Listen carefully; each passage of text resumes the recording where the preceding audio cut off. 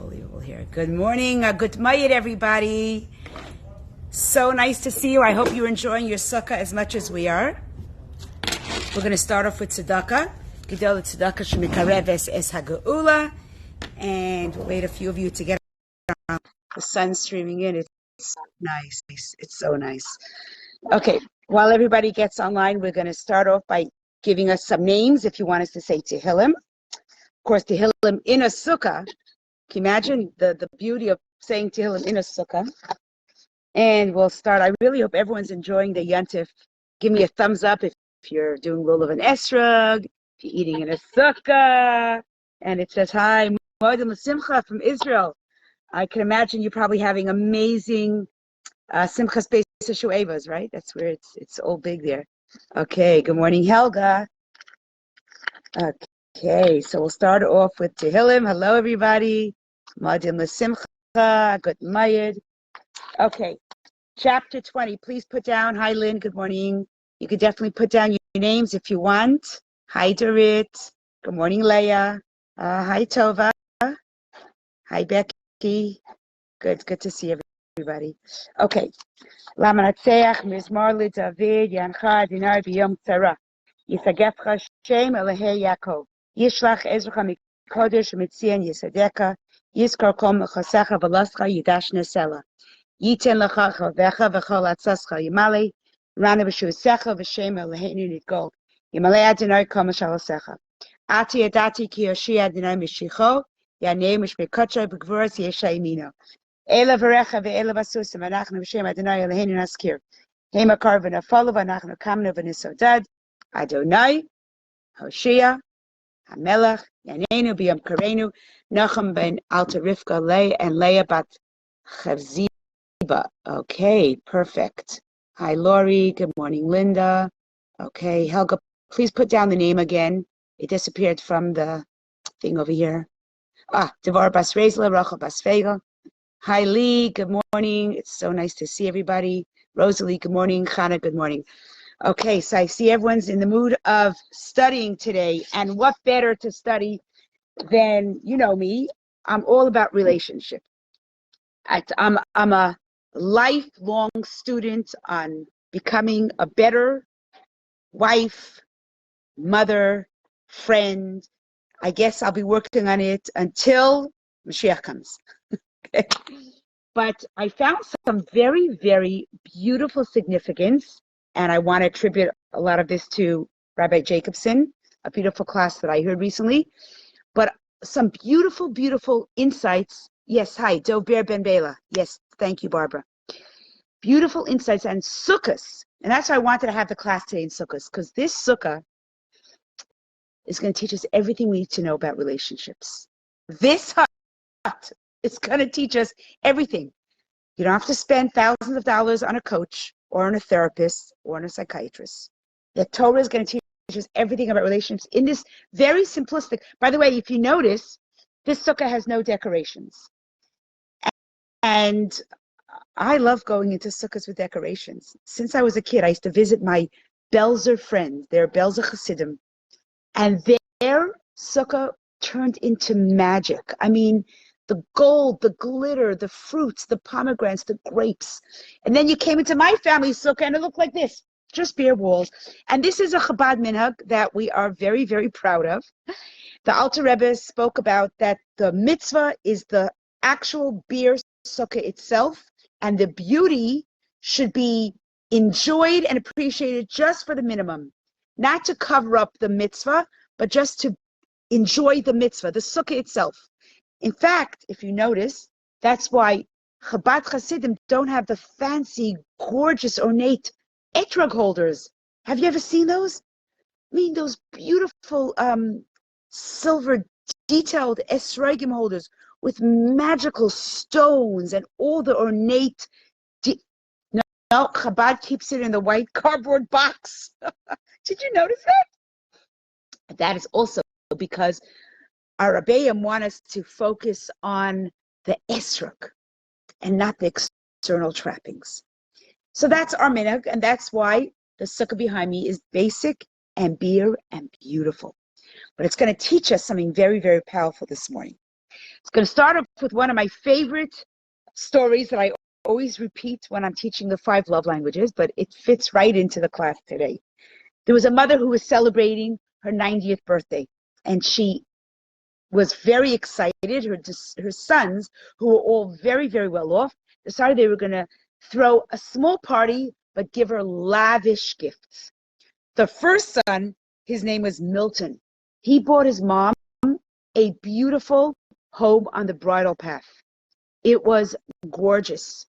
Nothing less than 36,000 square feet.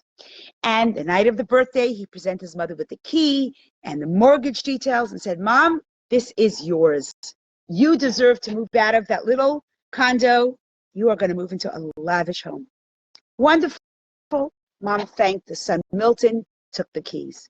The next wonderful son, his name was Marvin. Now, Marvin was a practical guy. He knew his mother had to get around town. She was now driving in a small little Ford.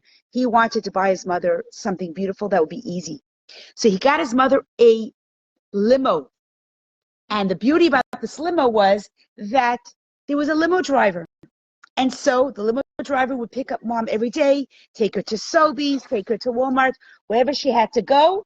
And of course, this was going to be a life changer. Good morning, Shirley. Good morning, Rachel. And so he handed Mom the keys and said, Mom, this is for the limo that's going to show up every morning at your beck and call.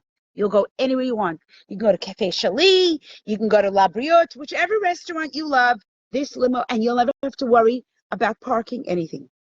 But the youngest son, this youngest son, Melvin, he was really in tune with his mother, and he knew what his mother loved. She had this infatuation with the Torah, and as an elderly lady, she loved to learn Torah, but her eyes were beginning to fail her, and she couldn't really go through the Chumash and the Rashi. So what did this precious son do? Simple. For a year before her 90th birthday, he hired a bird trainer who taught the bird every piece of the Chumash, Pasuk, Rashi, and different commentaries. All mother had to do was say, Parshas Noach, Pasuk Chafez, and the parrot would open up his mouth, and out would the words of Torah come out of this bird. Well, he thought Mom would be thrilled, and he presented it to her in the beautiful silver cage. All was good. A month later, Mom was writing out all the thank you letters. So she says, Milton, thank you so much. The house of Bridle Path is beautiful. I don't see any neighbors because they live miles away. But regardless, this house is so big. I go from my bedroom to the bathroom, back to my bedroom. Here's the key. I really don't need it. I'm going back to my condo. To the second son, she says to him, thank you, Marvin. Thank you, really, really great idea. But this limo driver, the chauffeur, he doesn't stop hocking a chinik. He gives me such a headache. Here's the key. I want to go back into my little Ford. I need my independence. I'll find the parking in Sobeys. If I crash into a few cars, everybody understands. It's a Hamish's store. You know, we're all used to getting scrapes there. So thank you very much. But to my youngest son, oh, Melvin, you know your mama. You know your mama. The chicken was delicious. Well, today we're going to talk about gift giving to our families based on the sukkah. And we know that one of the things that's beautiful about the sukkah is, look, we're having a class in the sukkah. The children come, they do their circle time in the sukkah. We have our kiddush in the sukkah. We schmooze with our families in the sukkah. Some people sleep in the sukkah. The sukkah is all about doing your regular things in the sukkah. This becomes almost your extension of your home. It's a temporary structure, right? It's a hut. And lucky for us in Toronto, I don't know about the rest of you around the world, but in Toronto, we are experiencing abnormal weather. We never ever had 27, 30 degrees. It's unheard of. Call it climate change, call it whatever you want. Us Torontonians are thrilled, okay? I know those of you in Florida might be struggling, but we are happy. And so we're doing everything. People are having shiurim in the sukkah. They're having arts and crafts parties. They are singing. They're having breakfast, lunch, and supper. It's all about the sukkah. Now, if you look at our sukkah, and I want to ask those of you who are watching, what is the din, the halacha, for how many walls must be a sukkah? Do you know? 2.5. Anybody have any other recommendations? You look over here, you see more than 2.5. So there's 2.5 is one option. What else? If you know, please put it down here. Helga says 3. That's right. You can have 2.5. You can have 3, and you can also have 4. That's right. We have 4. Most people have 4. A lot of people have 3. I don't know how many people have 2.5, but 2.5 is still okay. That's right. But 2.5, did you know that, Helga and Dorit? That 3 is still a 2.5 is still an okay. Now, I want you to stretch out your arm. For those of you that are here, and you've heard this before, look at your arm. This is basically the demonstration of what a sukkah can have. We have 1 wall, we have 2 walls, 2.5. You see that? 1, 2.5. So a sukkah actually represents a what? A hug. When we hug another person, we're actually taking the 2.5 part of our arm and showing how we embrace. The whole holiday of Sukkot is for one purpose. Hashem is embracing us. This is the holiday of sitting in the sukkah and feeling God's embrace. And that is why we sit here, we learn here, we play here, we chat with our friends here. You go to a restaurant today, many restaurants have sukkahs. People come out in the sukkah. Chabad eats in a sukkah even when it rains, and I think it's supposed to rain Friday night, but guess what? In the sukkah we are, because it's that 2.5 regulation of embrace. The Torah is teaching us that even when you are in a hut that looks so minimal, it's all about encompassing. It's all about embracing. By the way, you could put down on the chat here, how large is your sukkah? Is it the 4? Is it the 3? Is it the 2.5? And it's interesting because this commentary comes from actually the Arizal. The Arizal, which was one of the greatest Kabbalists, he actually introduced the concept of the embrace. He says Sukkot is all about embracing. You know, it's very interesting. The holidays that we have are all about relationships between Hashem and the Jewish people. Let's think about the first holiday, Pesach. Pesach is the holiday of God using his mouth. Peh.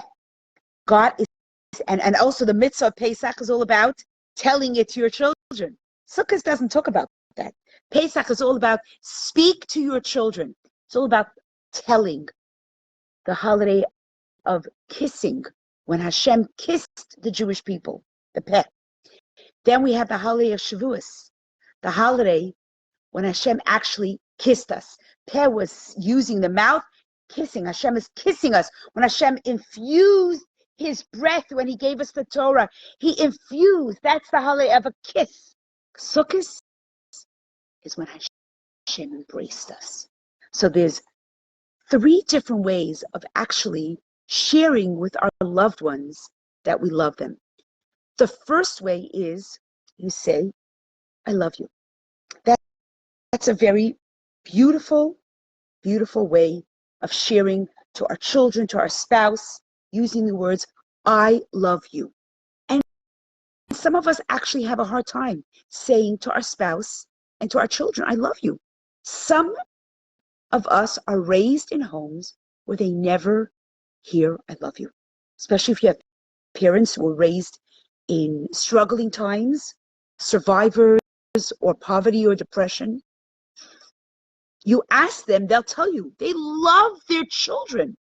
They just had a hard time saying the words I love you. And Hashem said to us on Pesach, you got to say the words. Why are we so stingy with words? We're not saying that every holiday you have to buy diamond rings for your family. We're just saying, I love you. It's free. Do you know people like that? They have a hard time saying it to their children, to their spouses? We don't have to answer, but we all know it might even be us. It's something that we have to learn from. That is why, by the way, none of us walk around saying we're perfect. We don't walk around saying we're perfect. spouses, perfect wives, perfect children, perfect parents. We know we all have a long way to go. And so when we sit down on the holidays and we remember what the holiday is, it's like literally going to a therapist. Instead of paying $150, we sit down and we have a class and we say to ourselves, wait, Pesach reminds me about saying the words, I love you. Shavuos reminds me about kissing. Yes, kissing our children, kissing our spouses, using the lips Hashem gave us for kissing. Not just for lipstick. Look at all of us. We're all wearing gorgeous lipstick. And we're all like, we don't walk out of the house without the lip liner and the lipstick. I don't know if you're like that too, but I'm very careful about my lipstick, right? We're careful about that. But what were lips given to us for? For kissing. And then comes the holiday of Sukkot, about sitting in a sukkah and embracing. How often do we embrace? Think about it. I work in a preschool here, and I have children who are still coming into school. It's the first few weeks of school, and they're struggling, right? So what are we doing with preschoolers? We're hugging. You know, it's a very interesting thing, a hug. When you want to say, I love you, you use the words, you look at the person, say, I love you. Another form of love is by gazing. You look at the person you love and you can gaze. The kiss, right? It's all frontal.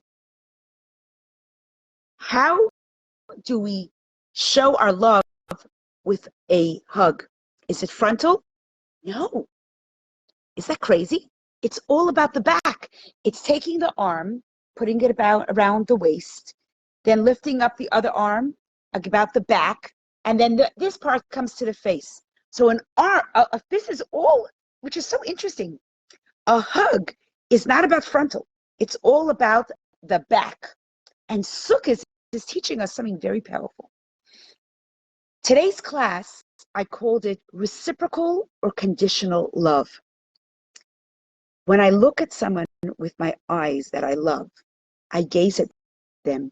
When I kiss someone, right, someone that I love, or I say I love you, it's a very interesting kind of love. It's a conditional love. I love you because of how you look. I love you because of who you are. I love you because you give me joy, romance, humor, gifts, words of affirmation, touch. I love you because of what you give me, right? That's when I look at you and I see what I get. But hugging a person, hugging someone you love is unconditional. Even if you don't give me what I need, I love you. And this, I think, is very, very apropos for parents and children. We raise our children because we want nachas. You know, the two mothers walking down the street, and they were on their way to the White House because this one mother, who was Jewish, her son was the president, and they were invited to the White House. So mother says, "Oi, Beverly, we're going now to the White House. My son invited us." And the other one, Hilda, she goes, "Oh, Beverly, you must be so proud. Your son is the president." She goes, "Big deal. His brother is the doctor." The Yiddish Shemama. Yeah. The Yiddish Shemama was always about the nachas. My kid's a doctor, the other one's a lawyer, this one in the carriage, he's going to be the professor. He's going to be, it's all about what our children are going to give us. That's conditional love. I'm so sorry, but that's conditional love. We love our kids because of the nachas. Oh, this one is a shliach. This one, he went into business. Really? So the children are there just to give us so we could put it on our lapels and show off. So the Torah is telling us on Sukkot, when you love your children because of what they accomplish, that's very, very nice. But that's only conditional love. That's because they're giving you nachs. What about the child who isn't mounting to much? Or the son that veered off, the daughter that veered off the derech, and they're not doing the Yiddishkeit that you want. Are we still proud and loving them? Or are they conditional because now they're becoming closer to our lifestyle. And I'm saying this with a real heart because I know what it's like, and it's hard. We want our children to follow our path and to do what we do and to follow our, our goals. And if they're off, then it's, it's conditional. Our children, the first few years, have learned from us, and then they go on their own. And we hope that everything they learn from us, they'll continue doing as they get older. And we hope, and we daven, and we say the kapitel tehillim every single day, and we ben shlich, we cover our eyes, and we have all those children follow in the footsteps of your grandparents, your parents, right? But still, my friends, even if they haven't yet gotten to where we're at, the Torah is telling us the sukkah. Don't forget the sukkah. It's unconditional. It's not reciprocal. It's not you did that, so I love you. You gave me this nacha, so I'm giving you this. You're doing that, so I love you. And this, by the way, who says Yiddishkeit is easy? It's not. It's not. The Torah is teaching us every day how to work on our midos. I have my grandchildren in the house now, and one of my granddaughters, she's a whole day she's singing with my son. Midos are the way we act, da da da da da. The Torah tells us just what you should do. It's all about midos. It's all about learning and refining our character traits. Here we are, grandmothers, mothers, and our children are watching us. Do you love me only because I'm following exactly the toe line? Is that why you love me? Is that why you love me? Because I went to the right schools, I went to the right yeshivas, I went to the right universities, I did the right thing? Or I veered on my path and I'm exploring something new and suddenly you don't love me anymore. Oh, so you only love me as long as I followed exactly the path that you set out for me. Well, that's interesting. That's not love. That's, I do for you, you do for me. That's the first gaze we're talking about. The eyes. I'm looking at you and I'm happy what I'm getting back. But the moment that I'm not happy, I'm gone. The Torah says, no. Celebrate Sukkot and take out your arm and remember. Remember what Sukkot is all about. It's not about just loving somebody because of what they do for you. It's about loving someone that is yours unconditionally. So just to reframe a little bit what we're talking about, we're saying Pesach and Shavuos is all about frontal love. I love my children because they're doing what I want them to do.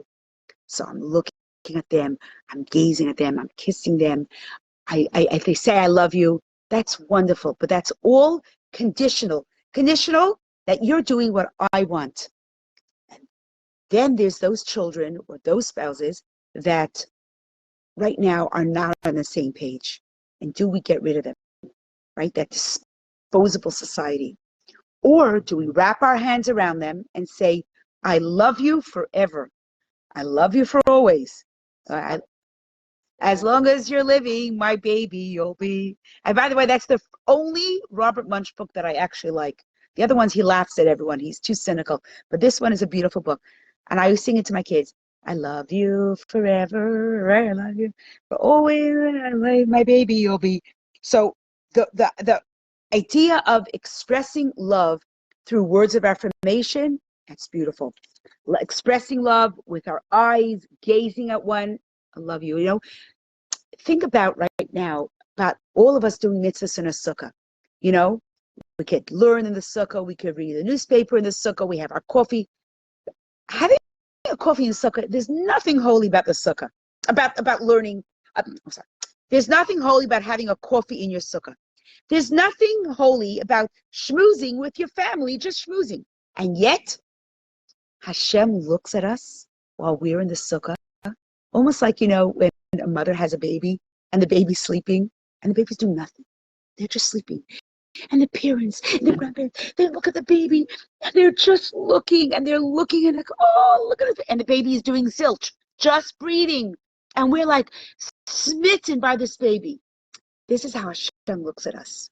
We are sitting in his home. And remember, why do we sit in a sukkah? If you know why we sit in a sukkah, put it down in the comments. Why are we sitting in a sukkah? Anybody?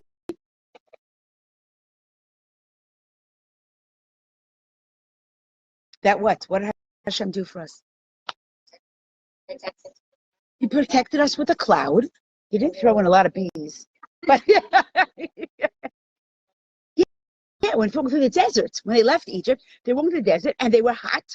Like actually, if we weren't sitting here now, we'd be very hot outside because the sun is beating on us. But we have Hashem gave us this beautiful protection. And we're showing Hashem a thank you. We're saying, you protected us.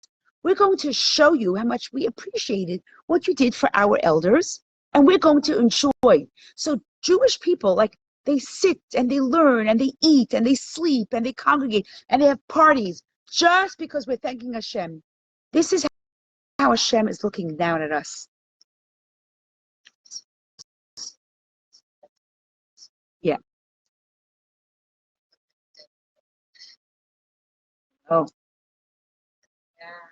I know. Well, you know what? Last night I served supper, bagels and lox. I said I wasn't cooking another dish. Enough. Yeah. Tonight's probably going to be cereal and milk if you watch it. Doesn't say you have to have fancy meals during Chol Hamoed, by the way. It just you have to make the bracha, leisher basukah in the sukkah. So I like imagine Hashem is looking at his babies sleeping and he's like, oh, look at them. They're just learning in the sukkah because they could have been inside, but they chose to sit in my sukkah, my embrace. You know, a child, when they fall, the greatest thing you can give them is not saying, oh, it's going to be okay, or all you do is embrace them. And the moment you embrace a child, it's magical. They stop crying. So you could look at them, you could say, I love you. Nothing works like the embrace. And this is the message of Hashem to us on Sukkah. Embrace your children, those that give you naches and those that don't. And it's not easy. And all of us as mothers know. One of the beautiful things I feel that I really should say it off the ear, but it's very powerful. There are a lot of families that have faribbles, and they don't talk to this child, they don't talk to that child, and they have a thing. The daughter-in-law said that, or the son-in-law said that, or the in-laws said this about the family, and then they cut each other out. And I know because we're in a community with a lot of people that it's just horrifying how many people don't talk to each other. And I think to myself, just take your hand, embrace your family. You don't even see their front. It's unconditional. You're not asking for anything back. If Hashem put those children, those daughter-in-laws, those son-in-laws, those in-laws in your family, just embrace them. And it's a real mind shift. It's a real mind shift. And it's something that we have to work on. And it's not easy. And I don't think that anything in this world that's meaningful comes easy. So the message of Sukkot is this: unconditional love, just like Hashem is doing to us. By the way, Hashem gives us all so much, even if we don't deserve it. He's giving us life. He gives us health. He gives us a roof over our head. He gives us food on our table. So maybe it's not always big roasts and big steaks, but there's food. We're not walking around starving. We have clothes on our back. We have a community that loves us. That alone is saying to Hashem, even if I'm not perfect, you are hugging me. And how does Hashem want us to reciprocate? By doing the same to others. The ones that we don't are not crazy over, those are the ones. So today on Sukkot, we say to our families and we say to them, my love is not going to be dependent on what you do for me. I'm thrilled. I'm happy when you do. It gives me nachas, and which parent doesn't want it? But my love will prove stronger than your defiance. That's what the Sukkah is teaching me.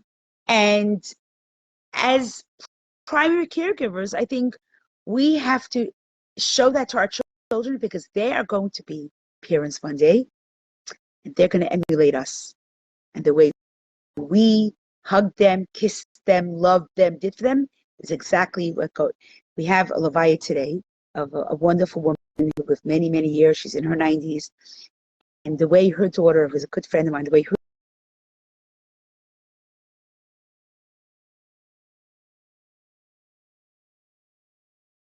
went every day and gave her the Thornhill and paid for the most beautiful caregivers. And literally, I mean, and this woman did it all. And I'm sure her mother gave her a wonderful upbringing because she gave back.